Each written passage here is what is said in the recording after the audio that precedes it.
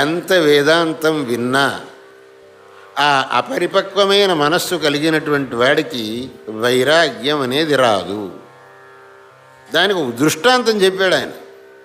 చిరంజల నిధౌ మగ్నో మైనాక ఇవ మార్దవం. ఏదన్నా ఒక పదార్థాన్ని నీళ్లల్లో వేస్తే అది మెత్తబడుతుంది. సామాన్యంగా ఎటువంటి పదార్థమైనా నీళ్లల్లో ఎక్కువసేపు ఉంటే అది మెత్తబడుతుంది. కానీ మైనాక పర్వతం వేల ఏళ్లుగా సముద్రంలోనే ఉన్నది, కానీ ఏమాత్రం మెత్తబడలేదు. చిరంజల నిధౌ మగ్నో మైనాక ఇవ మార్దవం. ఎన్నో వందల వేల సంవత్సరాలుగా సముద్రంలో మునిగి ఉన్నది, కానీ ఇవాటికి అది మెత్తబడలేదండి.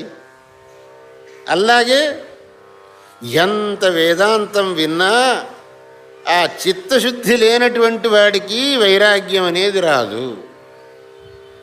కాబట్టి మనకందరికీ ఈ వేదాంతం అనేది సరిగ్గా అవగాహన కావాలి అని అంటే ముందర మన యొక్క చిత్తం పరిశుద్ధం కావాలి, మనస్సు పరిశుద్ధం కావాలి. మనస్సులో ఉండేటటువంటి కల్మషములు తొలగిపోవాలి. ఎప్పటి వరకు ఆ కల్మషములు మనస్సులో అలాగే ఉంటాయో అప్పటి వరకు మనకు ఆ వేదాంతం అనేది అర్థం కాదు.